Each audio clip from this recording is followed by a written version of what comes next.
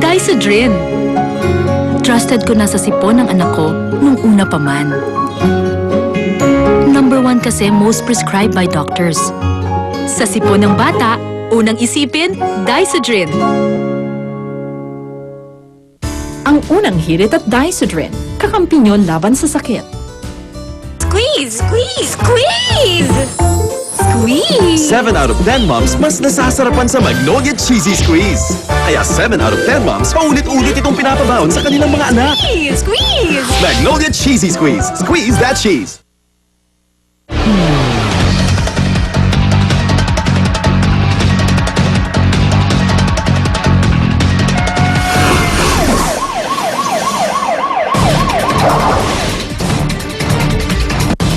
Nagbabalik po unang balita mga igan, isa pang reklamo ang isasampa laban sa isang kasambahay na nagdaka umano sa kanyang amo sa Laguna kamakailan lamang.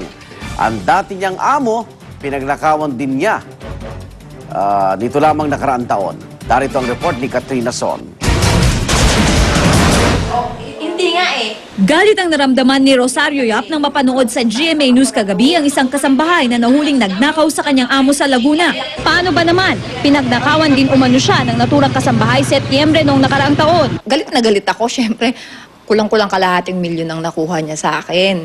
Buti sana kung piso lang yun, hanggang ngayon nagbabayad ako. Kasama na raw dito ang kanyang mga alahas, bag at mga pabango. Ang sospek na kinilalang si Jean Didiles, nagpakilala raw sa kanya bilang si Joan Lopez. Agad naman raw niyang tinanggap dahil idinahilan raw ng kasambahay ang matinding pangangailangan sa buhay. May sakit raw kasi ang kanyang anak na nasa Davao. Kaya naman gusto raw sana niyang matulungan ang naturang kasambahay. Habang nagbabakasyon raw ang biktima sa Boracay, sinamantala raw ito ng sospek. Naiwan lamang raw kasi ang kanyang mga anak at isa pa nitong kasambahay. Sabi niya po, ate, umalis ka kaya muna. Sabi ko, saan po ko pupunta? Uwi ka kaya sa inyo, sabi niya. Yung ganun lang. Tapos pagdating ko po dito, wala na siya. Sinubukan raw nilang hanapin ng biktima ang sospek, ngunit di na nila ito nakita.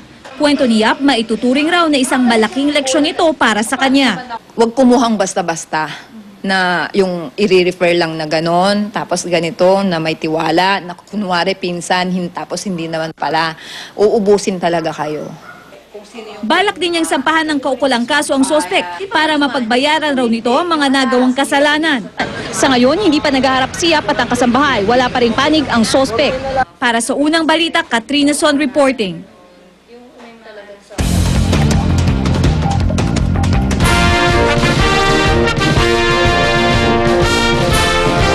Dadalo naman si Senador Coco Pimentel sa Independence Day celebration sa Pinaglabanan Shrine sa San Juan. Para sa detalye, may live report si Jay Sabale. Jay? Patuloy ang pagbuhos ng ulan dito sa Pinaglabanan Shrine San Juan City kung saan magagawa ng isang programa para sa pagdiriwang ng ika-114th na anibersaryo ng Araw ng Kalayaan. Maaga pa lang nakahanda na ang tablado, mga upuan at tolda dito sa Pinaglabanan Shrine, kung saan magsasagawa ng programa upang ipagdiwang ang ika-114 na taon ng proklamasyon ng Araw ng Kalayaan ng ating bansa. Mamayang alas 8 ng umaga ay magkakaroon ng programa na sisimulan ng isang flag raising ceremony. Magkakaroon din ng wreath laying ceremony.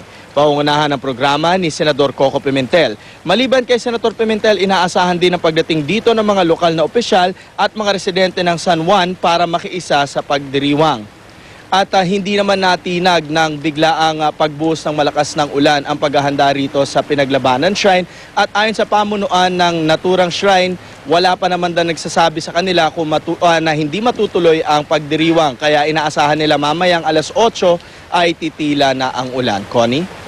Maraming salamat, Jay Sabale.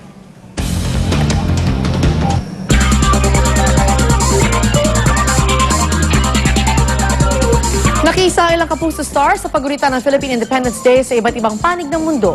Sa Canada, nag-perform ang real-life sweethearts na sina Ding Dong Dantes at Marian Rivera sa Pinoy Fiesta at Trade Show sa pakikipagtulungan ng international channels ng Kapuso Network na GMA Pinoy TV, GMA Live TV at GMA News TV. Sa California, sa Amerika naman, nag-perform at pumirma ng autograph sina Aljur Abrenica at Rachel Ango sa Veterans Park sa Carson City. Si Lovey po, pinagkagulo naman ng mga kababayan natin sa Hong Kong. Nakiselebrate naman ng Araw ng Kalayaan sa Dubai, sina Jeneline Mercado at JR. Kylie Padilla ready na raw makipag-daring para sa kanyang upcoming cover shoot sa isang men's magazine. Ayon kay Kylie, nasa tamang edad na raw naman siya. Pero may limitasyon daw ang kanyang pagpapasexy. One-piece swimsuit lamang at no to bikini daw muna. Kasama rin siya sa brainstorming para sa concept ng photoshoot. Sa tingin naman daw ng aktres, may intindihan daw ng kanyang ama na si Robin Padilla ang kanyang pagpapasexy. May mga chika pa ako mamaya, kaya stay tuned. Connie? Salamat, Nen. Napili bilang Lifetime Distinguished Achievement Awardee ng UP Alumni Association si GMA Network Chairman and CEO Attorney Felipe Gozon. At 10 outstanding Philippine soldiers iniharap naman sa media sa Camp Aguinaldo. Narito ang report. We demonstrated that our Isa si GMA Network Chairman and CEO Attorney Felipe Algozon sa mga gagawaran ng Lifetime Distinguished Achievement Award sa taong ito ng University of the Philippines Alumni Association. Nagtapos ng Bachelor of Laws si Gozon sa UP College of Law noong 1962 at Master of Laws sa Yale University noong 1965. Kinilala ng UPAA ang hindi matatawarang karanasan ni Gozon bilang isang matagumpay na abogado at media pillar. Nakatakdang ganapin ang pagbibigay ng parangal sa 2012 General Alumni Faculty Homecoming and Reunion sa June 23. Noong 2003, kinilala na rin ng UP Alumni Association si Gozon bilang Outstanding Professional Awardee in Mass Communication.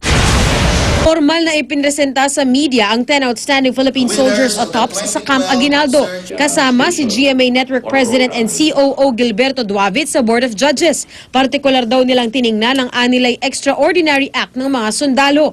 Ang bawat awardee ay makatatanggap ng trophy at cash prize na 300,000 pesos. Mismong si Pangulong Aquino ang magbibigay ng parangal sa awarding ceremony sa Setyembre. Para sa unang balita, Lia Manyalak del Castillo reporting. At ang hirit namin mamaya, tunghayan ang pinakasariwang balita sa pagdiriwang ng Araw ng Kalayaan sa iba't ibang panig ng bansa. At exclusive, rider na walang helmet sugatan matapos sumemplang ang sinasakyang motorsiklo sa Pasig.